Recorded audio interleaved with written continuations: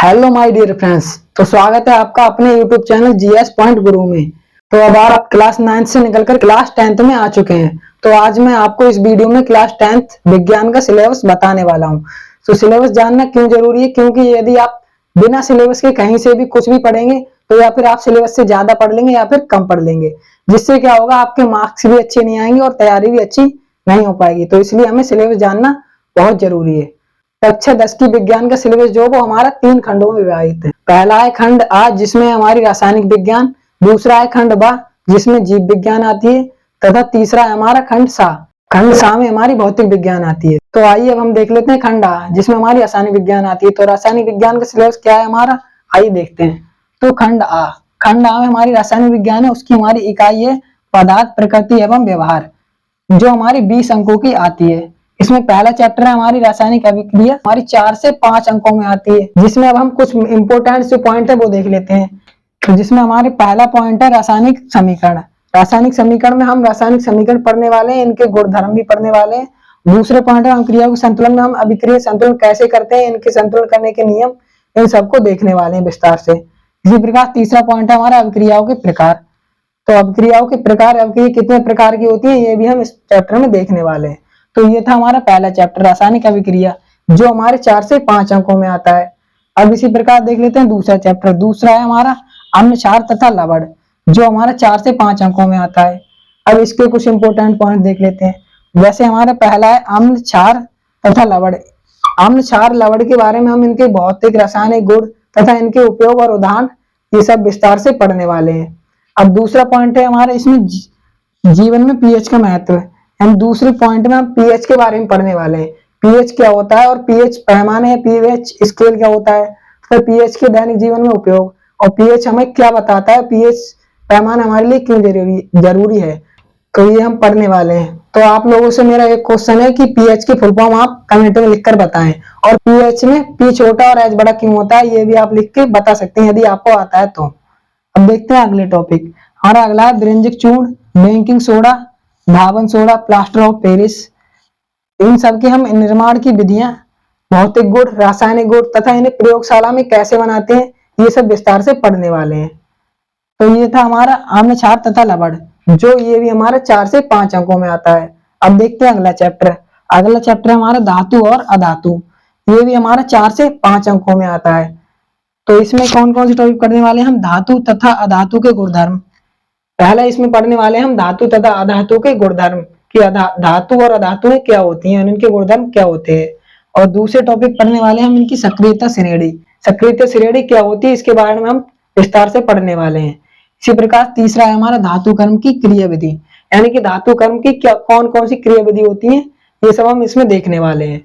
तो ये था हमारा तीसरा चैप्टर, जिसका नाम है धातु और अधातु, जो हमारा 4 से 5 अंकों में आता है। अब देखते हैं हमारा अगला चैप्टर। अगला चैप्टर हमारा कार्बनिक यौगिक, ये भी हमारा 4 से 5 अंकों में आता है। तो इसके टॉपिक देख लेते हैं। इसका हमारा संयोजी आबंध, इसमें हम पढ़ने वाले संयोजी आबंध जो होते हैं वो कैसे बनते हैं, कितने प्रकार के होते हैं, ये सब विस्तार से पढ़ेंगे। साथ ही हम इसमें पढ़ेंगे हैलोजन, अल्कोहल और हैलोजन और अल्कोहल, और जो भी हमारे क्रियात्मक समूह होते हैं जैसे हैलोजन, अल्कोहल, कीटोन, ये सब पढ़ने वाले हैं। और साथ ही इसमें हम पढ़ने वाले हैं साबुन और अपमार्जक, यानी साबुन और अपमार्जक की रासायनिक सूत्र, रासायनिक नाम और इनके बनाने की विधि, ये सब हम इसमें पढ़ने वाले हैं। तो ये था हमारा लास्ट चैप्टर, चौथा चैप्टर, जिसका नाम था कार्बनिक यौगिक, ये भी हमारा 4 से 5 अंकों में आता है। तो ये थी हमारी संपूर्ण रासायनिक विज्ञान कक्षा 10 की, जो कि हमारी टोटल 20 अंकों में आती है। तो आपको रासायनिक विज्ञान का सिलेबस समझ में आया होगा। अब हम देखते हैं खंड बा, जीव विज्ञान का सिलेबस। जीव विज्ञान का कितना सिलेबस है, तो खंड बा में हमारा आता है जीव विज्ञान, जिसकी इकाई है जैव जगत, जो 20 अंकों का आता है। इसमें पहला चैप्टर है हमारा जैव प्रक्रम। जैव प्रक्रम हमारा 4 से 5 अंकों का आता है। अब इसमें हम देख लेते हैं कुछ इंपोर्टेंट पॉइंट जो परीक्षा की दृष्टि से उपयोगी हैं। सजीव पौधों जंतुओं में पोषण, पहला है हमारा सजीव पौधे जो जंतु होते हैं उनमें पोषण। दूसरा है हमारा शोषण, इसमें हम शोषण के बारे में भी संपूर्ण जानकारी लेने वाले हैं। तीसरा है हमारा परिवहन, चौथा है उत्सर्जन। तो हम इस चैप्टर में ये टॉपिक पढ़ने वाले हैं। पहला पोषण, दूसरा हमारा शोषण, तीसरा परिवहन, चौथा उत्सर्जन। ये हमारे इंपोर्टेंट पॉइंट्स हैं इस टॉपिक, इस चैप्टर के। अब देख लेते हैं अगला चैप्टर। अगला चैप्टर है हमारा नियंत्रण एवं समन्वय। ये हमारा 4 से 5 अंकों में आता है। और इसकी कुछ इंपॉर्टेंट पॉइंट देख लेते हैं जो हमारे परीक्षा की दृष्टि से उपयोगी है। तो हमारा पहला है इसमें पादपों में हार्मोन।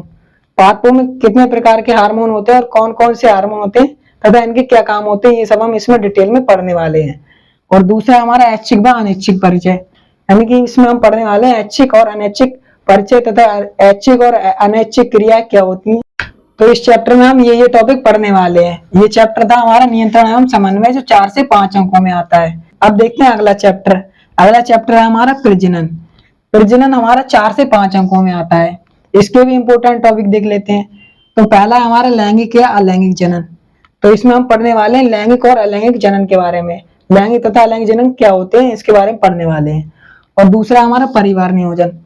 परिवार नियोजन के बारे में भी हम इसी चैप्टर में पढ़ने वाले हैं कि परिवार नियोजन क्या होता है और ये हमारे देश के लिए क्यों आवश्यक है। और साथ ही इसमें हम पढ़ने वाले हैं जनन स्वास्थ्य। जनन स्वास्थ्य इसमें हम जैसे कि स्वास्थ्य से हम इसमें बीमारियों के बारे में भी पढ़ने वाले हैं, कौन सी बीमारी किस रोगाणु के कारण होती है और हम इससे कैसे बच सकते हैं, ये सब हम इसमें पढ़ने वाले हैं। तो ये था हमारा तीसरा चैप्टर जिसका नाम था प्रजनन, और ये हमारा 4 से 5 अंकों में आता है। तो अगला चैप्टर है हमारा आनुवांशिकता। और आनुवांशिकता में हम कौन कौन से पॉइंट पढ़ने वाले हैं वो इंपॉर्टेंट पॉइंट देख लेते हैं। पहला है हमारा मेंडल का योगदान। दूसरा है हमारा वंशागति के नियम। तो इसमें हम वंशागति के नियमों के बारे में भी पढ़ने वाले हैं। वंशागति के कितने नियम थे और कौन कौन से थे, ये सब हम इसमें विस्तार से पढ़ेंगे। इसी प्रकार तीसरा टॉपिक है हमारा लिंग निर्धारण। इसमें हम ये भी पढ़ने वाले हैं कि लिंग निर्धारण क्या होता है और ये कैसे होता है। तो ये था हमारी कक्षा 10 की जीव विज्ञान का सिलेबस। जो खंड बा हमारा होता है वो जीव विज्ञान का होता है। और ये था हमारे कक्षा 10 की रासायनिक विज्ञान की सिलेबस, जो खंड हमारा आ में आता है। तो मैं आशा करता हूँ आपको रासायनिक विज्ञान और जीव विज्ञान दोनों ही सिलेबस अच्छे से समझ में आए होंगे। तो आप इसका स्क्रीनशॉट ले लें या फिर इसके नोट्स बना सकते हैं। तो आप इसका पहले स्क्रीनशॉट ले सकते हैं। तो आपने स्क्रीनशॉट ले लिया होगा। तो मिलते हैं अब नेक्स्ट वीडियो जिसमें मैं आपको केमिस्ट्री का पहला चैप्टर रासायनिक अभिक्रिया पढ़ाने वाला हूँ। तो आप यदि अपनी तैयारी 0 से एक बेहतर लेवल की करना चाहते हैं तो हमारे चैनल को सब्सक्राइब कर लें और हमारे चैनल पर बने रहें, जिससे कि आपकी तैयारी अच्छे से और बहुत बेहतर तरीके से हो जाए। और इससे आगे का सिलेबस जो खंड 7 जो कि भौतिक विज्ञान होता है वो आपको दूसरे सर पढ़ाने वाले हैं। हेलो माय डियर फ्रेंड्स, कैसे हैं आप सब। मैं उम्मीद करता हूं आप सब अच्छे होंगे।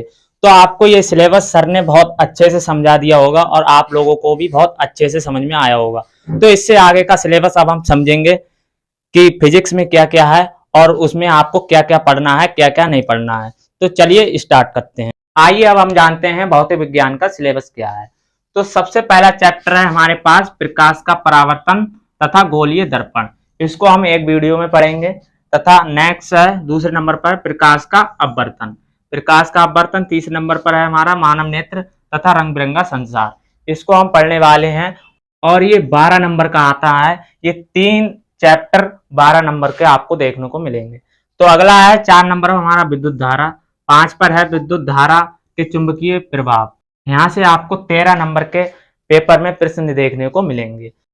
6 नंबर पर हमारा पर्यावरण, ये आपको 5 नंबर में देखने को मिलेगा। तो ये था हमारा भौतिक विज्ञान का सिलेबस। मैं उम्मीद करता हूँ आपको बहुत अच्छे से समझ में आया होगा। तो ये हमारा सिलेबस है। इसके ही अकॉर्डिंग हमारे यूट्यूब चैनल जीएस पॉइंट गुरु पर रेगुलर आपको एक वीडियो देखने को मिलेगी। तो अभी से आप हमारे यूट्यूब चैनल जीएस पॉइंट गुरु को सब्सक्राइब कर लीजिए और आप बिल्कुल 0 से टॉपर लेवल तक की आप तैयारी कर सकते हैं। चलिए मिलते हैं नेक्स्ट वीडियो में एक नए चैप्टर के साथ। तब तक के लिए धन्यवाद।